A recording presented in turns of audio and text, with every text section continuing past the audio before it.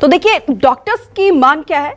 बजरंग दल पर अब देखिए सियासी घमान छिड़ गया है, क्योंकि 2 तारीख को कर्नाटक में कांग्रेस की तरफ से मैनिफेस्टो जारी किया गया था और इसको लेकर देखिए किस तरीके से अब सियासी पारा हाई हो गया है। कर्नाटक चुनाव में कांग्रेस के घोषणा पत्र पर घमासान छिड़ गया है। ये ब्रेकिंग न्यूज, बजरंग दल को बैन करने की बात यहां पर कांग्रेस की तरफ से की गई थी और ये 4 तस्वीरें आपके टेलीविजन स्क्रीन पर कांग्रेस के ऐलान पर देखिए किस तरीके से घमासान छिड़ गया है। और पीएम मोदी ने कांग्रेस पर जमकर निशाना साधा और एमपी में भी सियासी पारा हाई हो गया है। यहां तक कि छत्तीसगढ़ में भी बैन के संकेत सीएम की तरफ से दिए गए हैं। तो देखिए वार पलटवार का दौर जारी है। कर्नाटक में चुनाव है 10 तारीख को और कांग्रेस की तरफ से मैनिफेस्टो जारी किया गया था। इसमें कहा था कि पीएफआई और बजरंग दल को बैन कर दिया जाएगा अगर कांग्रेस सत्ता में आती है। तो इसको लेकर अब बीजेपी लगातार हमलावर है। बीजेपी का कहना है कि कांग्रेस का रियल चेहरा निकलकर सामने आया है। हालांकि कांग्रेस का यह कहना है कि जिस तरीके से एक के बाद एक बड़े आरोप बजरंग दल के पदाधिकारियों के ऊपर लग रहे हैं, उसी के आधार के ऊपर बैन करने की बात कही थी और पीएफआई को भी बैन करने की बात यहां पर मैनिफेस्टो में कही गई है। इसी को लेकर बीजेपी लगातार हमलावर है। देखिए बजरंग दल को लेकर किस तरीके से घमासान छिड़ा हुआ है। बजरंग दल को जानिए किस तरीके से हम ग्राफिक्स के जरिए आपको समझा रहे हैं। कुछ युवाओं ने मिलकर इसका गठन किया गया था ताकि युवाओं को अवेयर किया जाए, युवाओं को जागरूक किया जाए। रथ यात्रा में सुरक्षा के लिए भी बजरंग दल का गठन किया गया था।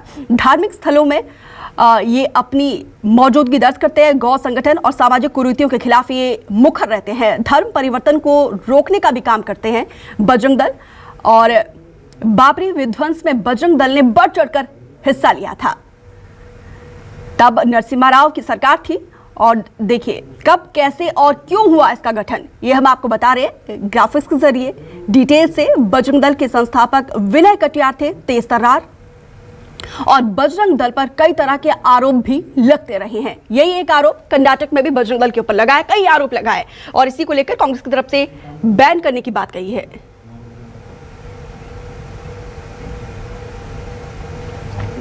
अजीत भदौरिया कांग्रेस नेता हमारे साथ जुड़े हुए हैं। अजीत जी, आप लोगों की तरफ से ये ऐलान किया गया है, मैनिफेस्टो में बाकायदा जारी किया गया है कि बजरंग दल के साथ साथ पीएफआई को भी बैन कर दिया जाएगा। अब ये मान लिया जाए कि सियासत में राम के बाद अब बजरंग बली की भी एंट्री हो गई है।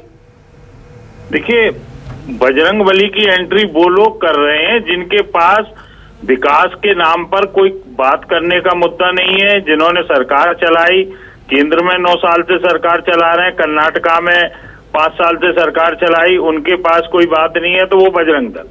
मैं ये कह रहा हूं बजरंग बली का बजरंग दल के से नाम के अलावा क्या लेना देना। बजरंग बली ने कभी उत्पात ऐसा मचाया जो धर्म के खिलाफ गया हो या जो न्यायवादी लोगों के खिलाफ गया हो, जो रक्षकों के विरुद्ध गया हो? उन्होंने तो काम हमेशा अन्याय के विरुद्ध किया। तो जो षड्यंत्र फैलाएगा, चाहे वो पीएफआई हो चाहे बजरंग दल हो, उनको निश्चित रूप से बैन करेंगे। आप तो सरदार वल्लभ भाई पटेल ने तो आरएसएस को बैन किया था। और जहां तक बजरंग दल को महिमा मंडित करने का सवाल है, आपको मैं कुछ 1-2 विषय बताऊंगा। हिंसा भड़काने में बजरंग दल बेब्बा भाजपाइयों का हाथ।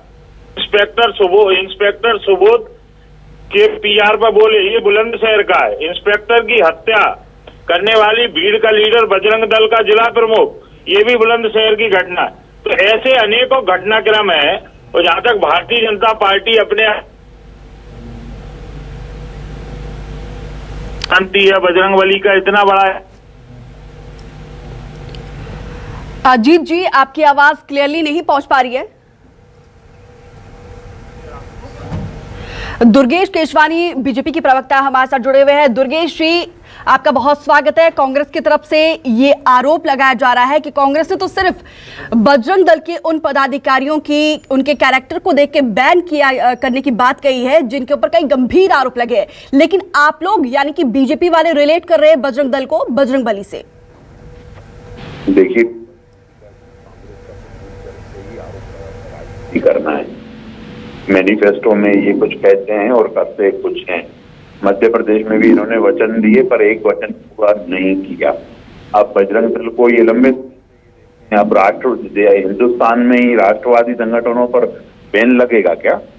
ये इनकी मानसिकता दर्शाता है कि ये कैसे पहले इन्होंने भगवान श्री राम को रोकने का काम किया, फिर राम सेतु को काल्पनिक बताने का काम किया, बजरंग दल की बात कर रहे हैं, कभी आरएसएस की बात कर रहे हैं, जो संगठन देश हित में काम करते हैं। अगर इनको आरएसएस को समझना है तो एक बार शाखा जाएंगे, इनको आरएसएस से भी प्रेम हो जाएगा और देश से भी प्रेम करने लगेंगे। ये एक विशेष वर्ग को खुश करते करते इतना आगे निकल गए हैं, अब इनकी मानसिकता ही वो टुकड़ा टुकड़ा गैंग की ग्रसित हो गई है। तो जनता भली भांति समझती है कि ये इच्छाधारी हिंदू हैं, कभी अपने सिर्फ फायदे के लिए ये बात करते हैं और आज भी अपने फायदे के लिए ये इस तरह की बातें कर रहे हैं, एक विशेष वर्ग को खुश करने के लिए कर रहे हैं, पर जनता अच्छी तरह से समझती है और उनके झांसे में आने वाली नहीं है।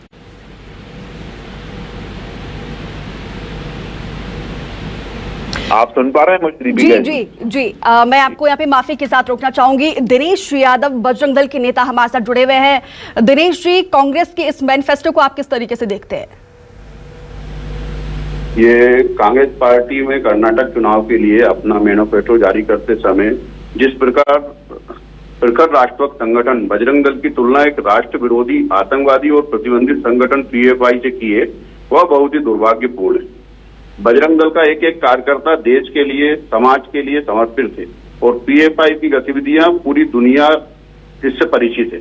जहां जहां ये जरूर है कि जहां जहां पीएफआई के लोग सर तन से जुदा और राष्ट्र विरोधी गैंग के रूप में खड़े रहते हैं, वहां कांग्रेस की सरकार इन्हें हमेशा समर्थन दिया करती है। वहां बजरंग दल के कार्यकर्ता जरूर अपने तरीके से और प्रत्येक लोकतांत्रिक तरीके का प्रयोग करके राष्ट्र विरोधी गैंग का पूर्ण रूप से समाप्त करने का प्रयास करता है। तो दिनेश जी, अब आप लोग इस मैनिफेस्टो का किस तरीके से विरोध करेंगे? हम विरोध नहीं करेंगे, हम तो हमारा जो कार्य है ना, राष्ट्र के प्रति, समाज के प्रति जो बजरंग दल करता आया है वही करेगा। जिस प्रकार आप जानते हैं कि बजरंग दल की छवि कुछ लोगों ने जरूर गलत तरीके से पेश की है, लेकिन कोरोना काल से लेकर के हर प्रकार से हर एक दुख मुसीबत में जब भी समाज को जरूरत होती है, दिनेश जी, आपने खुद कहा है कि कुछ लोगों ने छवि खराब करने की कोशिश की है, उसी को आधार बनाकर कांग्रेस की तरफ से बैन करने की बात कही है। इसको लेकर सर किस तरीके से आप लोग काउंटर करेंगे? क्योंकि देखिए, इमेज को खराब करने की तो कोशिश की जा रही है। आप इनकी सोच समझ सकते हैं, जहां पे सिमी जैसे आतंकवादी संगठन पर प्रतिबंध की जब बात आई थी, तभी यही कांग्रेस ने उसका विरोध किया था। और जब ऐसे लोग जिस आतंकवादी संगठन का समर्थन करते हैं, वो जाहिर सी बात है देशभक्त संगठन का विरोध तो जरूर करेंगे। ठीक है, ठीक है दिनेश जी, दुर्गेश जी, अजीत जी, आप तीनों का कीमती समय देने के लिए बहुत बहुत शुक्रिया।